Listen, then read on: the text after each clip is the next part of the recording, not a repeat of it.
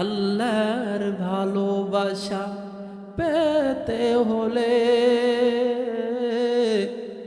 মানুষকে ভালোবাসো প্রাণটা খুলে। অবহেলা করো না কাউকে যেন,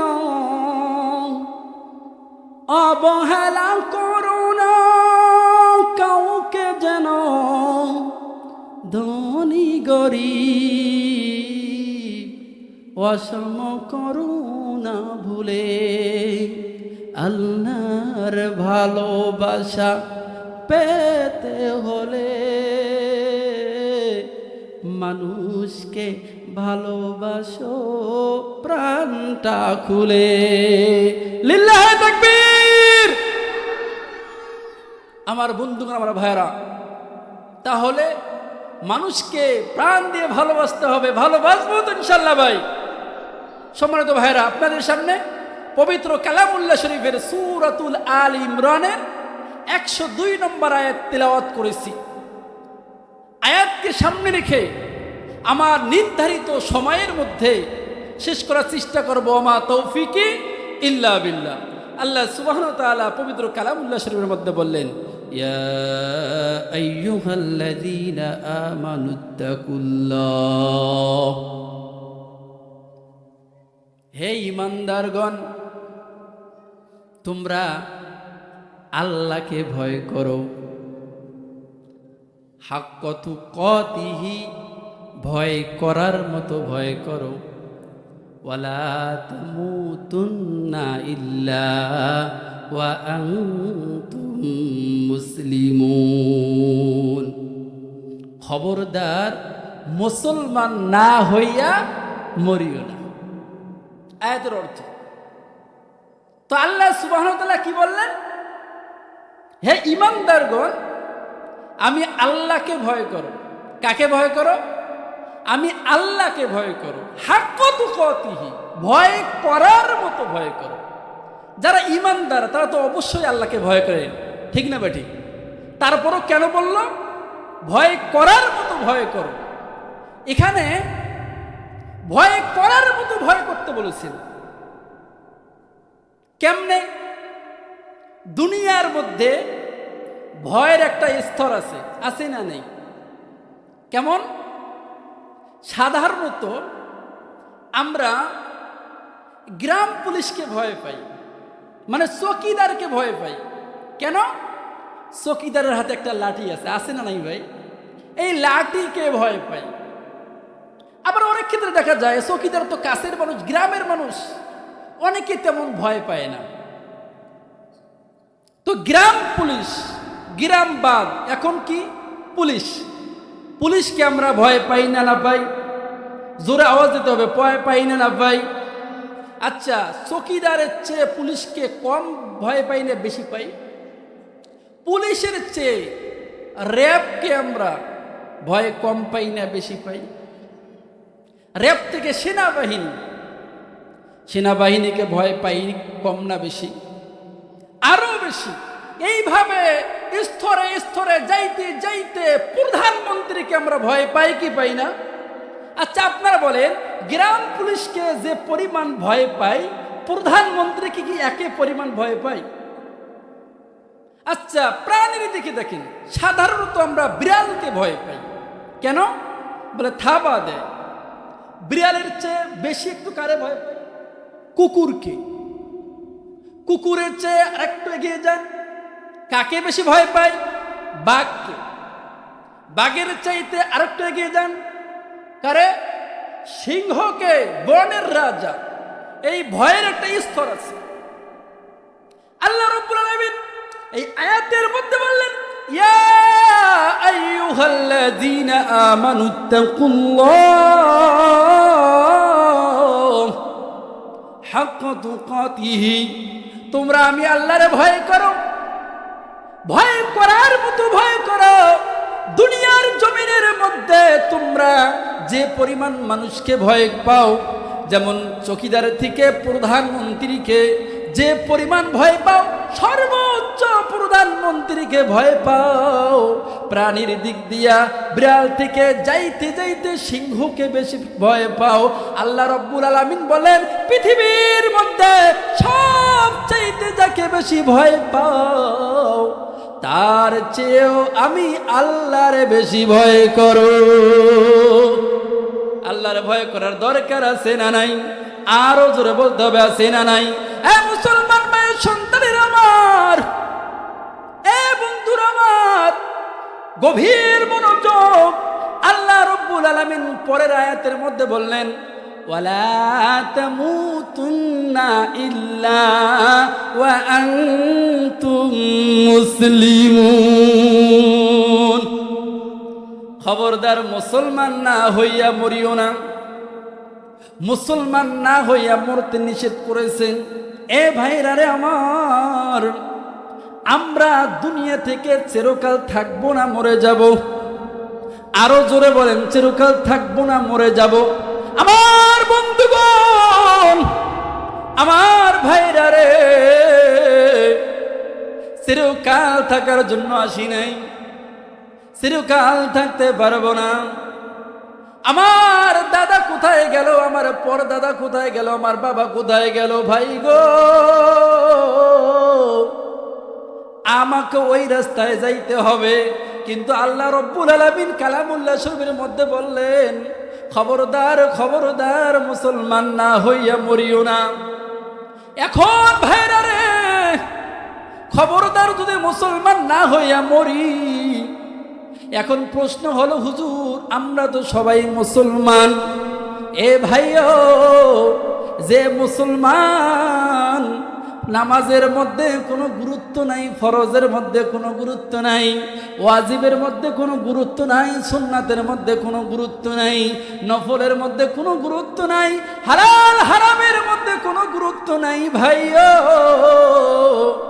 হজের মধ্যে কোনো গুরুত্ব নাই, জাকাতের মধ্যে কোনো গুরুত্ব নাই, আর নামেধারী মুসলমান। আমরা তো মুসলমান।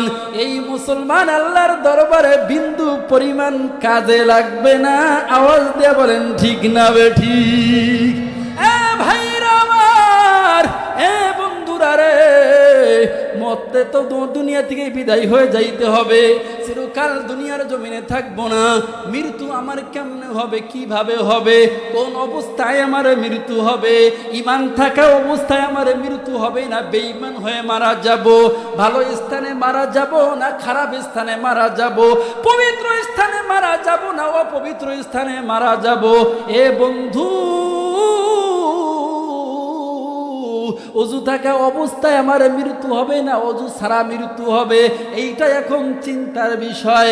আমার বন্ধুগণ, আমার ভাইয়েরা, আল্লাহ তো বলেছে প্রত্যেকে মৃত্যুর স্বাদ গ্রহণ করতে হবে। যত পালাবার চেষ্টা করি না কেন, মৃত্যু থেকে আমরা পালাবার পারবো না। মৃত্যু যেহেতু আমাদের হবে, কেমনে মৃত্যু হবে, কিভাবে হবে, এই চিন্তা সবাইর করা দরকার। কারণ আমরা মুসলমান না হইয়া কেউ মরতে চাই না। আওয়াজ দিয়ে বলেন ঠিক না বেঠিক? আমার বন্ধুগণ, আমার ভাইরা, আসেন তাহলে মুসলমান কাকে বলে, মুসলমান কিভাবে আল্লাহর কাছে মরতে চায়, প্রার্থনা করে। ইমাম মালিক রহমতুল্লাহি আলাইহির একটা ঘটনা। ইমাম মালিক রহমতুল্লাহি আলাইহি মদিনার মধ্যে দীর্ঘদিন অবস্থান করেন, আর আসে না। অনেক দিন মদিনার মধ্যে ইমাম মালিক রহমতুল্লাহি আলাইহি পার করলেন। কারণ তার একটাই মনের বাসনা, তার মনের একটাই আশা যে আমার মৃত্যু যদি মুহাম্মদ যে গ্রামের মধ্যে মাটির মধ্যে আছেন, আমার মৃত্যু যেন মুহাম্মদ সাল্লাল্লাহু আলাইহি ওয়াসাল্লাম যে জমিনের মধ্যে শুয়ে আছে, ওই জমিনের মধ্যে যেন আমার মৃত্যু হয়। কেমন চিন্তা করছেন যে আমার মৃত্যু যদি হয়, মুহাম্মদুর রাসূলুল্লাহ সাল্লাল্লাহু আলাইহি সাল্লাম যে জায়গার মধ্যে শুয়ে আছেন, মদিনার মধ্যে শুয়ে আছেন, আমার মৃত্যুটা যেন পবিত্র জায়গায় হয়। ইমাম মালিক রহমতুল্লাহি আলাইহি এই নিয়ত আল্লাহ সুবহানাহু ওয়া তাআলার কাছে করেছেন। এই কারণে মদিনা শহর থেকে ইমাম মালিক রহমতুল্লাহি আলাইহি আর বাইর হয় না। এ বন্ধু রে, গভীর মনোযোগ। ইমাম মালিক রহমতুল্লাহি আলাইহি দীর্ঘদিন যখন চলে গেল, ইমাম মালিক রহমতুল্লাহি আলাইহির কাছে আল্লাহর কাছে দোয়া করে, মালিক ও আমার আল্লাহ, আমার মনে বড় আশা মদিনার মধ্যে আমার যেন শেষ নিঃশ্বাস ত্যাগ করি, কিন্তু আমার মনে বড় আশা মক্কাতুল মুকাররমের মধ্যে যাইয়া আমি হজ করব, তাওয়াফ করব, হাজরে আসওয়াদের মধ্যে আমি চুমা দিব। অনেক লোক হজ করার জন্য যাইতেছে, আর আমি যাইতে পারি না। কারণ হলো আমার মৃত্যু কখন হবে, আমার মৃত্যু কোন জায়গায় হবে, কোন সময় হবে, এইটা যদি জানতে পারতাম তাহলে আমি মক্কাতুল মুকাররমের মধ্যে যাইয়া হজ করতাম। কারণ হলো আমি তো জানি না কখন দুনিয়া থেকে বিদায় হয়ে চলে যাব, কিন্তু আমার তো বড় হজ করার ইচ্ছা, আমার তো বড় আশা হজ করার জন্য। তো ইমাম মালিক রহমতুল্লাহি আলাইহি কি করলেন, তার খাদেমকে ডাক দিয়ে বললেন, খাদেম রে, তুমি যাও যাও, আমার মনের আশা কি করা যায়। তো এইভাবে যাইতে যাইতে যাইতে যাইতে ইমাম মালিক রহমতুল্লাহি আলাইহি স্বপ্নের মধ্যে দেখতেছেন পয়গম্বর হাজির। আল্লাহু আকবার, পয়গম্বর হাজির হয়ে গেছেন। পয়গম্বরকে ইমাম মালিক রহমতুল্লাহি আলাইহি যখন দেখলেন, দেখার পরে ইমাম মালিক রহমতুল্লাহি আলাইহি পয়গম্বরকে বলে, ইয়া রাসূলুল্লাহ, ইয়া হাবিবাল্লাহ, নবী গো, আমার তো মনে বড় আশা গো নবী, আমি মদিনার মধ্যে যেন আমার শেষ নিঃশ্বাস ত্যাগ করে আমি যেন মদিনার মধ্যে দুনিয়া থেকে বিদায় হয়ে চলে যাইতে পারি, আমি যেন পবিত্র স্থানে আমার মৃত্যু হয়, এ মনে বড় আশা। ও গো নবী, শুধু তাই নয়, অনেক মানুষ মক্কার মধ্যে যাইয়া হজ করতেছে, খানায় কাবার মধ্যে তাওয়াফ করতেছে গো নবী। আমারও মনে ইচ্ছা আপনি বলে দেন আমার মৃত্যু কোন সময় হবে, কোন দিন হবে। এই সময়টা যদি আমি জানতে পারি গো নবী, তাহলে আমি মক্কার মধ্যে যাইয়া তাওয়াফ করব, হাজরে আসওয়াদের মধ্যে চুমা লাগাবো, আমি হজ করব। পয়গম্বরকে যখন স্বপ্নের মধ্যে ইমাম মালিক রহমতুল্লাহি আলাইহি বললেন, ইমাম মালিক রহমতুল্লাহি আলাইহিকে বলার পর পয়গম্বর কোনো কথা বলে নাই। পয়গম্বর কোনো কথা না বলে পয়গম্বর ইমাম মালিক রহমতুল্লাহি আলাইহিকে 5টা আঙ্গুল দেখাইয়া পয়গম্বর চলে গেছেন, আর ইমাম মালিক রহমতুল্লাহি আলাইহির ঘুম ভেঙে গেছে। ইমাম মালিক রহমতুল্লাহি আলাইহি আরো টেনশনের মধ্যে পড়ে গেলেন, চিন্তার মধ্যে পড়ে গেলেন। আমি তো জানতে চাইলাম আমার মৃত্যু কখন হবে, কোন সময় হবে, আমারে কি ইঙ্গিত দিয়ে চলে গেলেন। আমারে 5টা আঙ্গুল দেখাইয়া পয়গম্বর চলে গেলেন। আমি এই 5টা আঙ্গুল দিয়ে কি করব, কি ভাববো? আমারে কি পয়গম্বর 5 ঘন্টার সময় দিয়ে গেল নাকি? না আমারে 5 দিনের সময় দিল, না আমারে 5 সপ্তাহের সময় দিল, না আমারে 5 মাসের সময় দিল, না 5 বছরের সময় দিল, কি জানাইলো আমি জানি না। ইমাম মালিক রহমতুল্লাহি আলাইহির টেনশন আরো বেড়ে গেলেন। এ ভাইরা আমার, গভীর মনোযোগ। ইমাম মালিক রহমতুল্লাহি আলাইহি পরের দিন খাদেমকে ডাক দিয়ে বলে, খাদেম রে, আমি স্বপ্নের মধ্যে এই বিষয়গুলো দেখলাম। পয়গম্বর আমারে 5 আঙ্গুল দিয়ে কি ইশারা করে দিল, আমি তো স্বপ্নের বিষয়গুলো জানি না, স্বপ্নের ব্যাখ্যা বলতে পারবো না। তুমি যাও যাও যাও, ইবনে শিরিনের কাছে যাও, আর ইবনে শিরিনের কাছে যাওয়ার যাইয়া আমার স্বপ্নের বিস্তারিত ইতিহাস শুনে আসো। আমারে পয়গম্বর 5টা আঙ্গুল দিয়া কি ইশারা করে দিছে আমি জানতে চাই। পরের দিন সকালবেলা খাদেম চলে গেলেন, ইমাম ইবনে শিরিনের কাছে গেলেন। ইবনে শিরিনের কাছে যা বলেন, হুজুর আপনার কাছে আমি স্বপ্নের ব্যাখ্যা নেওয়ার জন্য এসেছি। বলে কি স্বপ্নের ব্যাখ্যা? বলে যে স্বপ্নের মধ্যে পয়গম্বর আমারে 5টা আঙ্গুল দিয়া দেখে ইশারা করে দিয়েছেন, আর 5টা আঙ্গুল দেয়া ইশারা করে দেওয়ার কারণ কি জানি না, কেন দিল, কিসের জন্য দিল? তো ইবনে শিরিন রহমতুল্লাহি আলাইহি বলেন কার জন্য, কে স্বপ্ন দেখেছে? তো খাদেম বলতেছে যার জন্য এসেছি সে না করছে, তার নাম প্রকাশ করতে না করছে।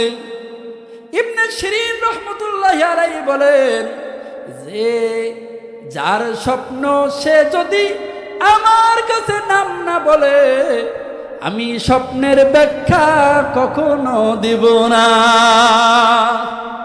আর ইবনে শিরিন মনে করতেছে যে সে লোক তো পয়গম্বরকে স্বপ্নে দেখবে না। কি বলেন, ঠিক না ভাই? ঠিক। যে সে লোক দেখতে পারবে, আমরা দেখতে পারবো, এই ঈমান এখন হইছে ভাই আমাদের। ইবনে শিরিন রাহমাতুল্লাহি আলাইহি বলেন যে স্বপ্ন দেখেছে তার নাম যদি না বলো তাহলে আমি স্বপ্নের ব্যাখ্যা দিব না। বলে ঠিক আছে, আমি যাই, তার কাছে জিজ্ঞেস করি। খাদেম গেলেন, ইমাম মালিক রহমতুল্লাহি আলাইহিকে বলে হুজুর এই ঘটনা সে বলবে না আপনার নাম না প্রকাশ করলে। ইমাম মালিক রহমতুল্লাহি আলাইহি বলে ঠিক আছে, আগামীকাল আমি যাব, যাওয়ার পরে আমি নিজেই জিজ্ঞেস করব। পরের দিন সকালবেলা ইমাম মালিক রহমতুল্লাহি আলাইহি গেলেন। ইমাম মালিক রহমতুল্লাহি আলাইহি যখন গেলেন ইবনে শিরিনের কাছে, যখন ইবনে শিরিন জানতে পারলো ইমাম মালিক রহমতুল্লাহি আলাইহি আমার রাজ দরবারে আসতেছে, যেমনি আসতেছে ইবনে শিরিন রহমতুল্লাহি আলাইহি এগিয়ে নেওয়ার জন্য দরজার কাছাকাছি গেছে, দেখেন ইমাম মালিক রহমতুল্লাহি আলাইহি এসেছে। তো ইবনে শিরিন রহমতুল্লাহি আলাইহি বলে হুজুর আপনি এখানে কেন এসেছেন? আপনি যদি আমারে খবর দিতেন গো, আমি ইবনে শিরিন আপনার কাছে যাইতাম। আপনি যদি আমারে খবর দিতেন আমি যাইতাম। আপনি এত বড় সম্মানিত ব্যক্তি আমার কাছে। ইমাম মালিক রহমতুল্লাহি আলাইহি বলেন যে কাজটা হলো আমার, তোমার না। দেখেন যারা দামি, যারা সম্মানিত তারা এমনিতেই সম্মান পায় কি পায় না? আমার বন্ধু, আমার ভাইরা, গভীর মনোযোগ। ইমাম মালিক রহমতুল্লাহি আলাইহি ইবনে শিরিনের কাছে যায় যখন ঘটনাগুলো বললেন, ও ইবনে শিরিন আমার মনে বড় আশা, মদিনার মধ্যে যেন আমার মৃত্যু হয়, পবিত্র স্থানে যেন আমার মৃত্যু হয়। কিন্তু আরো একটা মনের আশা, আমি মক্কার মধ্যে যা হজ করব, আমার মৃত্যু কোন সময় হবে? পয়গম্বর স্বপ্নের মধ্যে দেখা দিলেন। আর পয়গম্বরকে যখন এই বিষয়টা জিজ্ঞাসা করলাম, পয়গম্বর 5টা আঙ্গুল দিয়ে ইশারা করে দিল। ও ইবনে শিরিন, আমার পয়গম্বর কি ইশারা দিল? 5 ঘন্টা না 5 সপ্তাহ না 5 মাস না 5 বছর পর মৃত্যু হবে, কি দেখাইলো? ইবনে শিরিন রহমতুল্লাহি আলাইহি বলেন, ও ইমাম মালিক, আল্লাহ রাব্বুল আলামিন মৃত্যুর সংবাদ দেয় নাই। আল্লাহ রাব্বুল আলামিন 5টা আঙ্গুল দিয়ে ইশারা করে দিয়েছেন। সূরাতুল লুকমানের শেষ আয়াত, ইন্নাল্লাহা ইনদাহু ইলমুস সাআহ ওয়া ইউনাজ্জিলুল গায়স ওয়া ইয়ালামু মা ফিল আরহাম ওয়া মা তাদরি নাফসুম মাযা তাকসিবু গাদা ওয়া মা তাদরি নাফসুম বিআইয়ি আরদিন তামুত ইন্নাল্লাহা আলীমুন খাবীর। ইবনে শিরিন রাহমাতুল্লাহি আলাইহি বলেন বৃষ্টি হবে, কোন জায়গায় বৃষ্টি হবে পৃথিবীর মধ্যে কেউ বলতে পারে না এই জ্ঞান একমাত্র কার? আর একটু জোরে বলেন কার? 4 নম্বর, আল্লাহ রাব্বুল আলামিন বলেন জরায়ুর মুখে যে বাচ্চাটা থাকে, বলে কি যে জরায়ুর মুখে যে বাচ্চা থাকে, বাবার কাছ থেকে মায়ের কাছে যে শুক্রাণুটা চলে যায়, এই শুক্রাণুর মধ্যে ছেলে আছে না মেয়ে আছে পৃথিবীর কোনো ডাক্তার বলতে পারবে না। এখন প্রশ্ন করেন হুজুর আলট্রাসোনোগ্রাম করলে তো বোঝা যায়। না না না, আল্লাহ রাব্বুল আলামিন বলেন এই জ্ঞান একমাত্র আমার। ডাক্তাররা কখন বলতে পারে? 6 মাস থেকে 8-10 মাস, যখন বাচ্চা পূর্ণাঙ্গ হয়ে যায় তখন জানতে পারে। এর আগে পৃথিবীর কোনো ডাক্তার এক ফোঁটা বীর্যের মধ্যে কোন বাচ্চা আছে আল্লাহ ছাড়া কেউ জানে না। 5 নম্বর জ্ঞান আমার রব্বুল আলামিনের আছে কোনটা? আল্লাহ রব্বুল আলামিনের 5 নম্বর জ্ঞান, কে কোন সময় মরবে, কোন জায়গায় মরবে, কি অবস্থায় মরবে, পৃথিবীর মধ্যে কারো ক্ষমতা নাই, ক্ষমতা একমাত্র কার? ও ইমাম মালিক, আল্লাহ রাব্বুল আলামিনের এই 5 জ্ঞানের মালিক, এই 5 জ্ঞান পৃথিবীর মধ্যে কারো নাই। আমার বন্ধুগণ, আমার ভাইরা, ওয়ালা তামুতুন্না ইল্লা ওয়া আনতুম মুসলিমুন, খবরদার মুসলমান না হইয়া মরিও না। মুসলমান কেমনে হবে? এ ভাইরা, হুজুররা আলোচনা করবে, আমরা নিয়ত করব, খবরদার মুসলমান না হইয়া আল্লাহ তুমি আমাদেরকে নিও না।